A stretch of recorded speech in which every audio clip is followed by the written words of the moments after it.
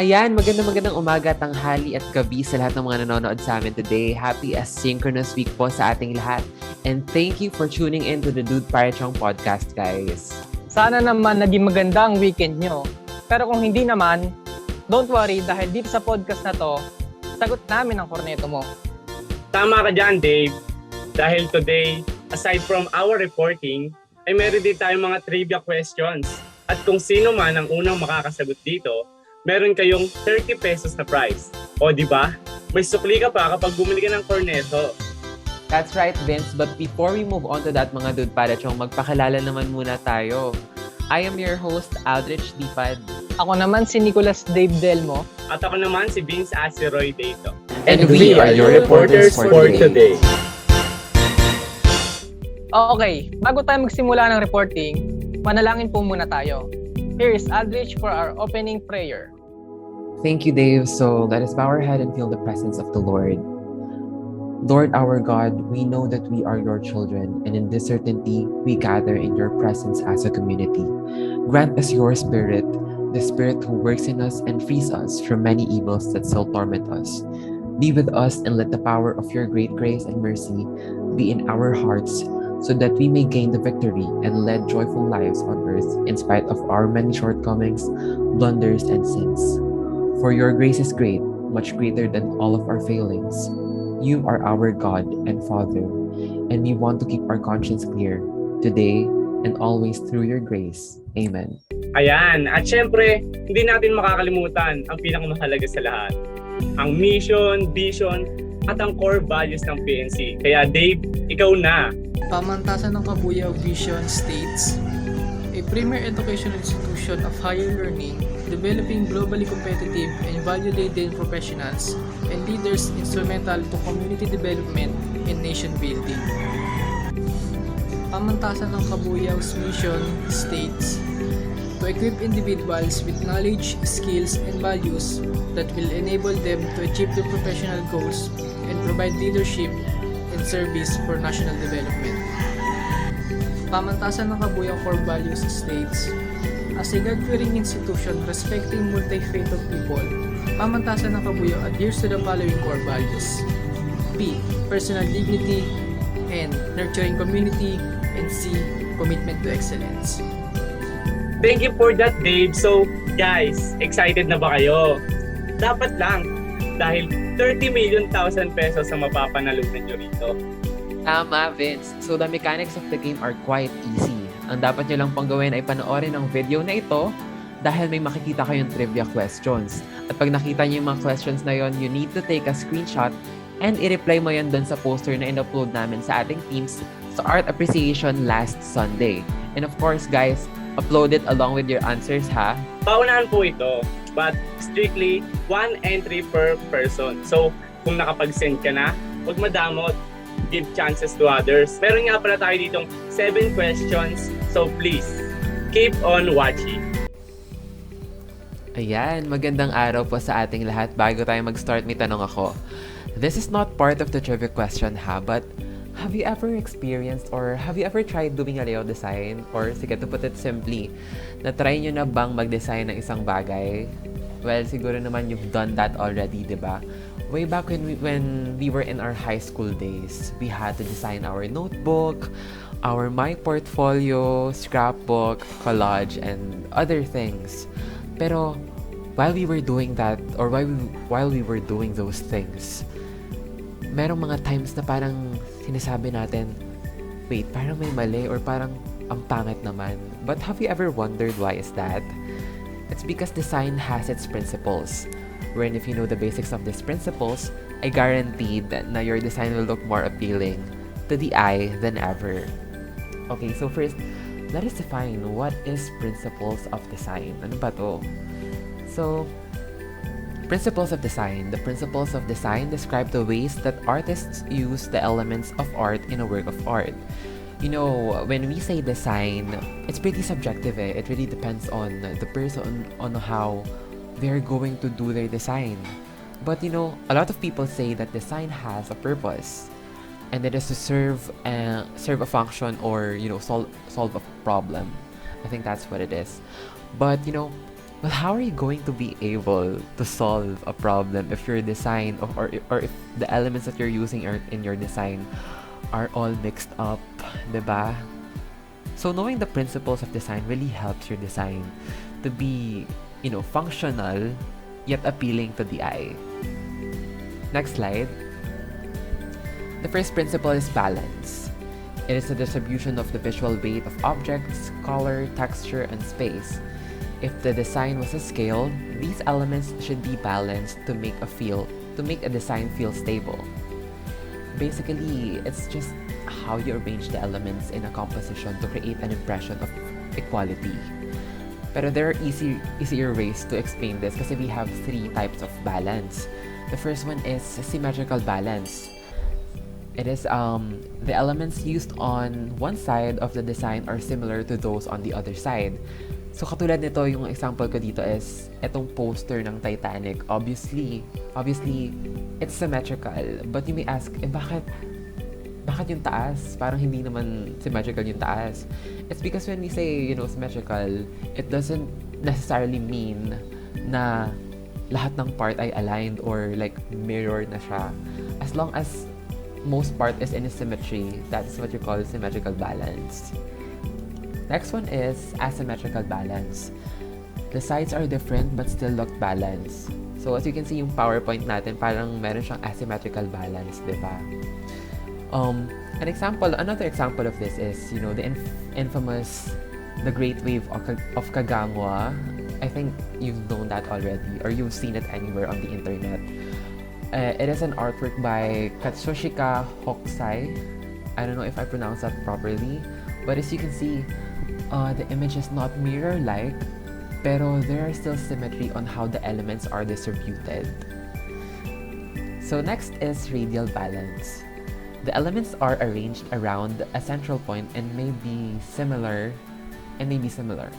So a great example of this is the fine architecture of the National Museum of Natural History of the Philippines. Nakapunta na ako doon and I can guarantee you na super ganda ng ceiling nila. Another example of this is, I don't know if you have ever tried kaleidoscope. Di ba kapag tinitignan natin yun, parang circle siya, tas lahat ng parts parang nagduduplicate, something like that. Yun, ganun yung radial balance. So, next principle is emphasis. It is a part of the design that catches the viewer's attention. Usually, the artist will make one area stand out by contrasting with other areas. The area could be different in size, color, texture, shape, etc. So, I have an example, and this is a very recent design sample. I'm sure nakita nyo na to, and this is the tumindig artwork by, I don't know if I can say it, it's Kalbo. Okay, and as you can see in the image, there's a fist standing up and glowing. Parang it depicts an enlightened person, diba? And somehow it inspires people to stand up for what is right and be able to criticize what is wrong, especially with everything that's going on in our country, diba? And I would use this opportunity to encourage you to register now at irregistra.comelec.gov.ph and let us vote for someone who is deserving and someone who will bring us a better future and a country to live in.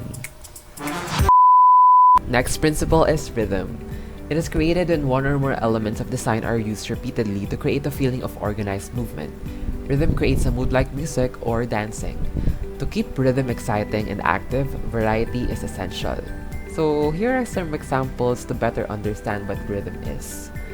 As you can see, it's just really repeated elements, but at the same time, it creates tempo to the design, diba? We also have movement in our principles of design. So movement is the path the viewer's eye takes through the work of art, often to focal areas. Such movement can be directed along lines, edges, shape, and color within the work of art. So, it can be often confused to rhythm, but they are both different in some ways. When we say movement kasi, yung mga elements dito doesn't have to be repeated the same way rhythm is, as long as its element kinds of, tours our eyes around the canvas or around the composition. Just like, our previous example, yung the Great Wave of Kagangwa, parang it makes our eyes follow a certain path on the composition. Diba? Something like that.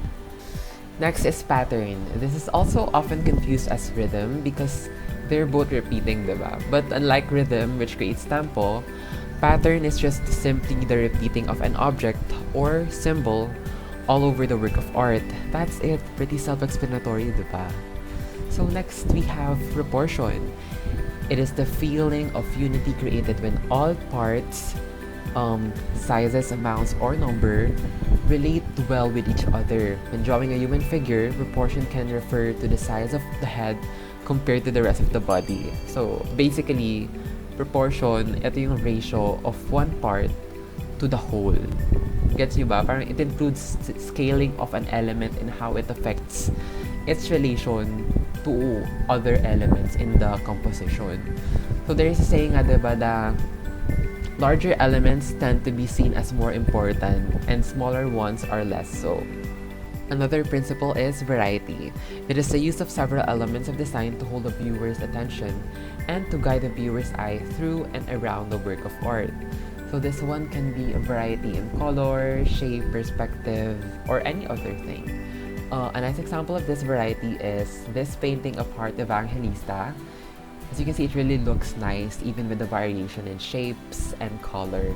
But sometimes be mindful, guys, when you're doing variety, because some elements might not go along with others talaga. So for the last principle, we have unity. It is the feeling of harmony between all parts of the work of art, which creates a sense of completeness. Here's a perfect example of unity. This artwork is by Margaret Munn. I don't know if I pronounced her surname properly, but as you can see, it has various colors, patterns, emphasis, unity, movement. Basically, if not all, then most of the principles of designs are here, right? So yeah, that's basically it. That's all from me now. Pass na natin kay Dave. Bye! Salamat, Aldrich. Ngayon, dito naman tayo sa topic na the rule of thirds. Ano nga bang the rule of thirds? The rule of thirds is a guideline for both artists and photographers. It will help produce a more pleasing arrangement and layout for your composition. Composition ay malaking factor sa magiging resulta ng iyong artwork, whether ito may successful or hindi. Kung maganda ang pagkakabuhit at pagkakakulay ng iyong artwork pero bagsak naman sa composition, most likely hindi ito magiging successful. Kung kaya't nandito ang the rule of thirds para maging guideline at katulong sa paggawa ng iyong artwork, especially na sa mga baguhan, para mas ma-enhance ang kanilang skills at sense sa paggawa ng artwork. Ang paggamit nito ay hindi laging kinakailangan. Meron ding naman ibang factor kung saan makatulong sa mas magandang artwork tulad ng reading and grouping. You can say that the rule of thirds is more like a technique rather than a rule. Bakit nga ba? Kung ang tawag naman dito ay the rule of thirds. Ang technique ay paraan sa mas maganda at epektibong paggawa ng mga gandang resulta. Gaya na sabi ko kanina, hindi laging kinakailangan gamitin ang rule of thirds. Sa kabilang banda naman, ang rule ay laging sinusunod. Laging kailangan gawin. Example, kung sa classroom, may rule na bawal lumabas tuwing pagsusulit. Bawal ka lumabas, kailangan mo itong sundin. Ano nga ba itsura ito sa canvas? Ito ay imaginary line lamang na binubuo ng dalawang pares ng parallel lines. Ang isang pares horizontal, ang isang pares vertical, na may 4 na intersection points, na kung saan nabubuo ang isang triple plane na parang sa tic-tac-toe lang lamang. Itong 4 na intersection points ito ang may lugan ng focal area of focal point. Ano nga ba ang focal area of focal point? Dito mo matatagpuan ang subject ng isang gawa at dito rin mo tutuon ang karamihan ng atensyon ng objects. Ito ang dalawang example ng application ng the rule of thirds. Sa unang imahe, makikita mo ang farmers at isang airplane. Magkalayo sila pero parehas silang nasa tigi-isang focal point o focal area. Sa pangalawang imahe naman, makikita mo ang isang kubo at puno na nasa isang focal point o focal area. The rule of thirds can be related to golden ratio. Golden ratio is also known as divine proportion and has been around for some time and has influenced many areas of life, including architecture, maths, designs, and course of arts. The term golden is coined because it is aesthetically pleasing. Ang golden ratio ay may two parts: ang golden rectangle at golden spiral. Meron tayo ditong dalawang sample image na may application ng golden ratio. Ang una ay Parthenon in Athens. The application is unnoticeable, but in 1980s, a reconstruction project begins and revealing each piece of the Parthenon was different. It's like a complex puzzle with each fits only in its particular place. Additionally, the Parthenon is 30.8 meters wide and 68.51 meters long, which is equal to 4:9 ratio. The second image naman ay Mona Lisa by Da Vinci.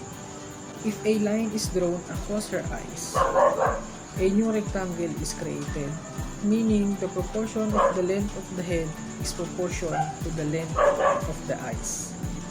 Yun lang guys, ipasa na natin kay Vince. So, yun na nga. Maraming salamat, Dave, sa iyong napakamakabuluhan at napaka-meaningful na report. Talaga namang ang dami kong natutunan, na-adapt, na lesson about dyan sa rule of third na yan. Parang ginanahan tuloy ako mag-drawing. So, syempre, magtungo na tayo sa aking report na pinamagatang Reading the Image by Alice Guillermo. So, una, alamin muna natin sino si Alice Guillermo. Si Alice Guillermo ay pinanganak sa Manila noong January 6, 1938. She received a BA in Education degree, a magna cum laude in 1957 from the College of Holy Spirit or formerly known the College of Holy Ghost. Alam niyo ba na si Alice Guillermo din ay a recipient of a Palangka Awards? Aba, san ka pa kapag ang ating lola? So, she is a renowned writer, researcher, art critic, and professor.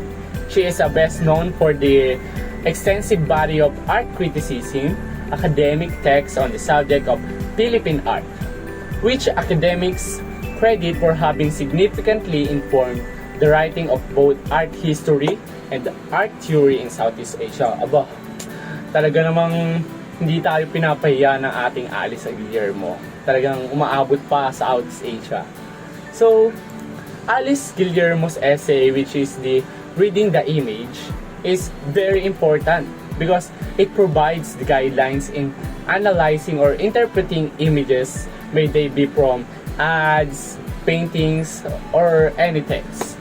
She said that art should be placed in the context of society and history because these two is always have the connection. According din kay Alice Guillermo na basic documentary information of an artwork are, first is the title of the work, syempre hindi mawawala yan. Second is the artist, kung sino gumawa. Third is the medium and technique, kung paano nila ginawa ang pinakamagandang artwork na nagawa nila. Fourth is dimension and measurement.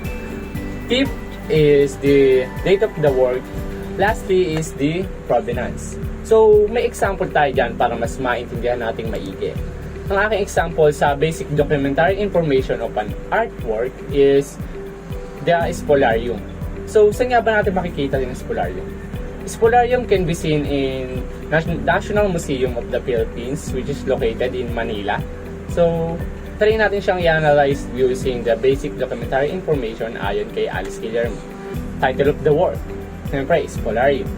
The artist, sino pa ba? Siyempre, ang ating pinamagiting na Juan N. Luna. Talagang napakarami yung art na ginawa bukod dyan sa spolarium na yan. Third is medium and technique. Ang ginamit niyang technique is parang pag-oil painting in poplar. Then, fourth is dimension and measurement. So, gaano nga ba kalaki yung ginawa niyang ito? Ito ay 4.26 meter by 7.72 meter. Aba, talaga namang napakalaki ng kanyang ginawa. Ako nga ay magdodrawing lang sa bond paper na ganyan, hindi ko matapos. Paano po kaya tong halos 2 tao ang laki? Talagang Bilbao Ep.1 and na idol ko talaga siya. So, date of the work, pang-5. Kailan nga ba ginawa to? Ito ay ginawa noong 1883 to 1884. So, ang pang-6 naman or panghuli is the provenance. Saan ba ito ginawa or nagawa? Ito ay nagawa sa Madrid, Spain. But it is currently, sabi ko kanina, in National Museum of the Philippines, which is located in Manila. So, magtungo naman tayo sa isa ko pang topic na 4 planes of analysis. Sa 4 planes of analysis ay andito yung first is yung basic semiotic plane, second is the iconic plane, third is the contextual plane, and the last one or the fourth one is the evaluative plane. So, dun muna tayo sa una, sa basic semiotic plane. Alamin muna natin kung ano ito. Based on my research, ang basic semiotic plane is the study of signs. It consists of signifier or its material and physical aspect, and it is signified or non-material aspect as concept and value. Ang semiotic is concerned with everything that can be taken as sign. The elements of the visual arts derive their meaning, conveying potential from 2 large sources, human psychophysical experiences and the socio-cultural conventions of a particular society and period. The common examples of semiotics include the traffic signs, emojis, and emoticons used in electronic communication, katulad ng mga kiss emoji, yung mga ganyan, and logos and brands used by international corporations to sell as things, or it is also called brand loyalty. Ito yung mga logo katulad ng mga logo ng mga Toyota, logo ng mga sasakyan, ganyan. So it simply means basic semiotic plane ay parang it only consider 2 aspects, the signifier and the signified. So sa signifier, parang ang tinutukoy sa signifier ay ito yung physical aspect na makikita mo sa art or sa movie, sa film na yan. And the signified, kung ano yung ipinapakita ng signifier. So magbigay tayo ng example para mas maintindihan natin kung ano ang basic semiotic plane. So ito ang example na basic semiotic plane analysis, which is Romeo and Juliet. So bakit ba Romeo and Juliet ang napili ko? Siyempre, hindi naman natin masabi lahat ng Pilipino halos napanood na to o halos may idea na dito. Romeo and Juliet, inanalyze siya sa basic semiotic plane na the movie shows situation inside the Renaissance period. Originally, the movie was based from the Shakespeare's recreation of the novel Romeo and Juliet back from the late 1500s. It represents a love story of 2 teenagers that came from feuding families.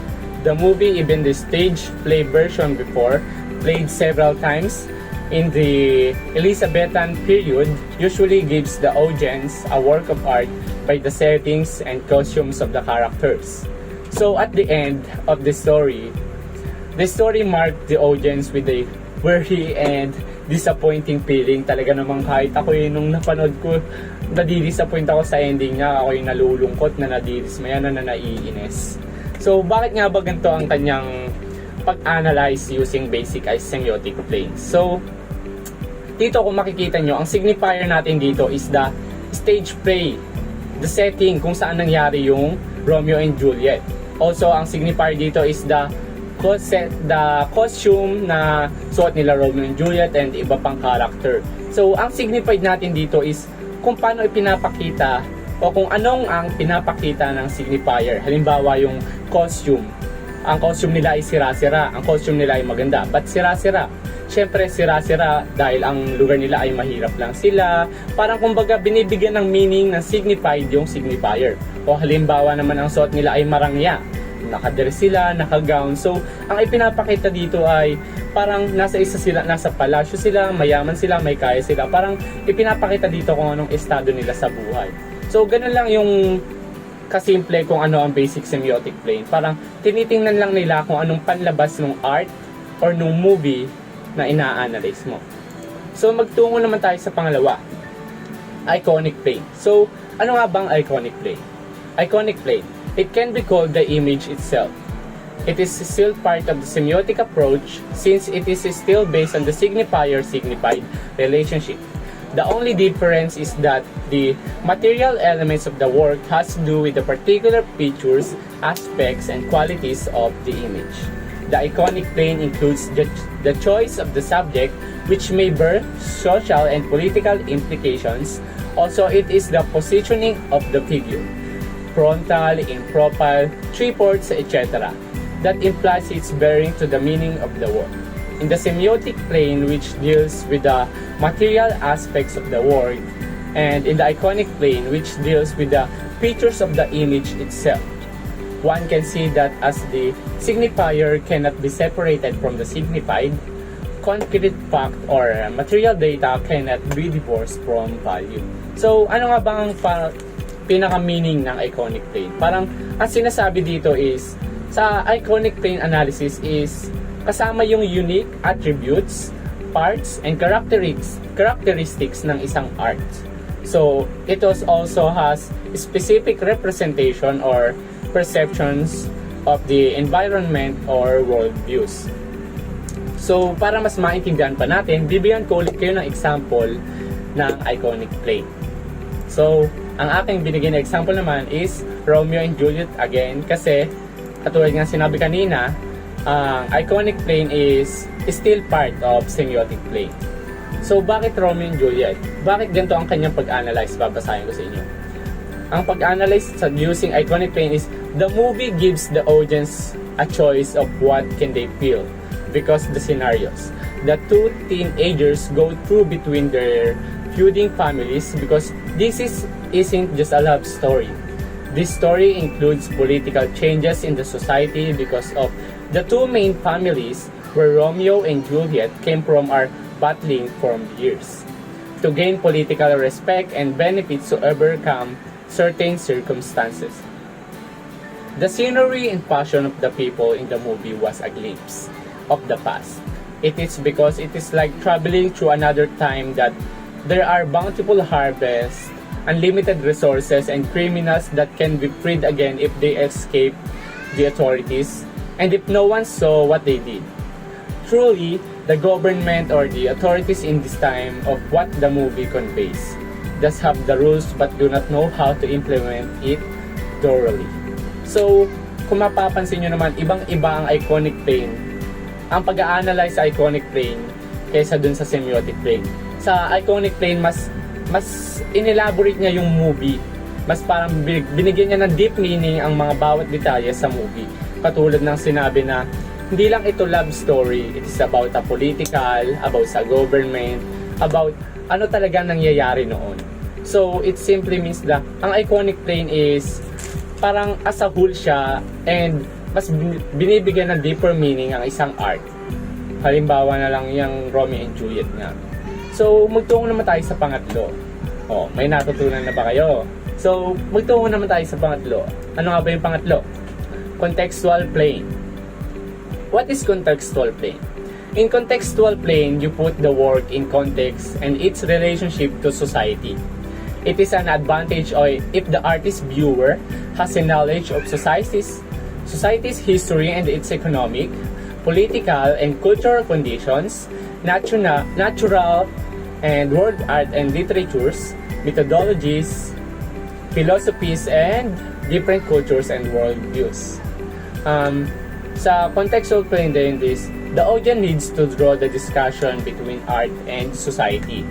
Art derives its creativity and power from their social environment, being cultural force and the impetus for transformation. Sa contextual plane, mapapansin nyo dito na yung parang art ay parang binabase kung ano yung relationship niya to society. Yung parang may konektado siya sa history ng isang bansa, ng isang lugar, o ng isang tao. So, bibigyan ko kayo ng meaning again na para mas maintindihan nyo kung ano ang contextual plane. So, ito ang aking example is the People Power Monument. So, talaga namang itong People Power Monument ay Di malilimutan ng buong Pilipinas dahil dito tayo nakalaya sa kamay na bato, kamay na bakal ni Ferdinand Marcos. Ang sabi dito sa pag-a-analyze ng contextual plane analysis sa People Power Monument is, this sculpture truly means a lot to Filipinos because this monument represents freedom and democracy over a dictator who led the country into darkness at those times. The creator expresses his feelings and thoughts about what is happening at that time. A very tragic and hopeless period to the country, but through the power of faith, unity, and courage, Filipinos defeated the dictator and caused him to flee the country. So, kitang-kita natin kung paano inanalyze yung People Power Monument using contextual plane na kinunik niya talaga na based siya sa history ng Pilipinas na nakatulong sa atin na may relationship siya sa society ng Pilipinas na sobrang talagang meaningful, sobrang helpful sa buong bansa natin ng People Power Monument. So, we move on naman sa pang-apat na plane of analysis, which is the evaluative plane. So, ano nga bang evaluative plane?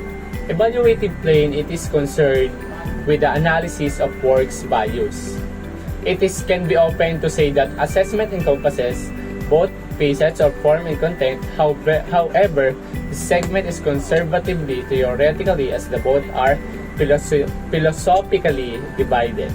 The semiotic analysis includes the basic semiotic plane, iconic plane, and context, which demonstrates how meaning is generated by the connections between the meaning, material traits, and the meaning, concepts, and values of the specific feature or symbol that is an art piece, meaning it is rooted in the context structure of all times. So, dito naman sa evaluative plane ay parang ito yung works values, parang ito yung values nung gumawa ng art piece na ito, gumawa ng movie na ito, gumawa ng film na ito.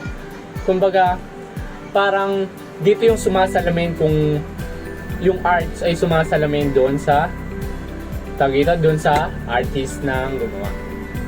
Kasi na medyo nalilito na tayo dahil sobra talagang daming knowledge na na-adapt natin sa ngayon. Makinig lang kayo. So, bibigyan ko ulit kayong example sa evaluative plane. So, ang example ko is the best known tourist places in the Philippines. Talagang pagpunta ka dito ay parang ayaw mo na umalis sa sobrang ganda. Ito ay ang ating Parweh Rice Terraces. Ito ay nakalocate sa Ifugao, Philippines.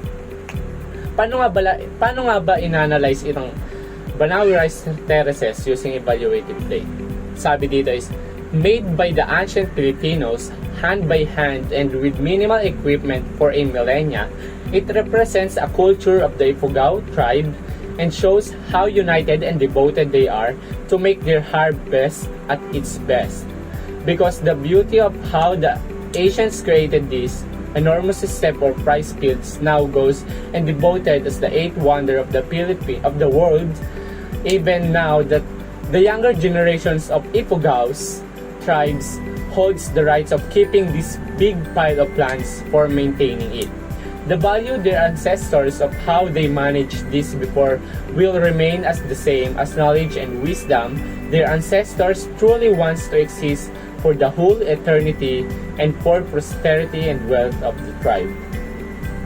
So dito ang pinapakitang art na to is ang Parweh Rice Terraces daw ay sumisimbolo kung gaano ka-desperate, ka-united and devoted ang mga Asian Filipinos, which is Ifugao, na makakaani sila ng masagana ng rice or different foods or crops na maaani nila. Talagang pinapakita dito yung values ng Filipino noong nakaraan pa, kaya nila nagawa itong Parweh Rice Terraces. So, iyan lamang sa aking report. Sana naman ay sa aming report, sana naman ay may natutunan kayo at marami kayong bagong kaalaman na na-adapt at parang yung tipong isa sa puso niyo na. Yun lamang at maraming salamat po.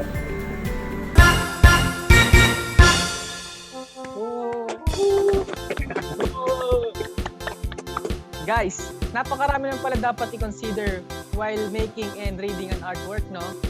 Merong principle na balance, rhythm, unity. Meron din namang rule of thirds. Tapos, meron pa nung fourth plane of analysis. Grabe, ang dami. Grabe talaga. Nasa ulo mo pa yun? Well, tama ka naman dyan. Kaya nga, saludo tayo sa mga artists out there. Lalo na yung mga local artists, sila Delmo. So, let's support local kasi alam niyo yun, grabe talaga yung dedication nila pagdating sa art. Actually, Vince, relate talaga, no? May mga oras na naubusan tayo ng ideas for the layout, but that is what makes designing fun kasi you can always experiment with a new style. Yes. O siya, to end this podcast, we would like to congratulate our trivia winners and thank you for your cooperation. Maraming salamat din sa mga nanood ng video kahit asynchronous tayo. At syempre, sana hindi ka mamatay. Tama. Wag po muna tayong umamatay. Kidding aside, the DudeParehChong podcast would like to thank the following. Wawawin ang lahat sa aming pagbibigay. Ang saya at pag-asa na inyong hinihintay. Wawawin ang lahat, ito'y wala lang papantay. Wawawin, wawawin. Kaibigan o kapatiran, tayo ang tunay na kapuso. Ang programang tutulong sa bayan, kahit nasaan dako ka man. Ano man ang kulay, ano man ang lahi, dito sa amin kayo'y ngingiti. Saya'y walang humpay palagi, dahil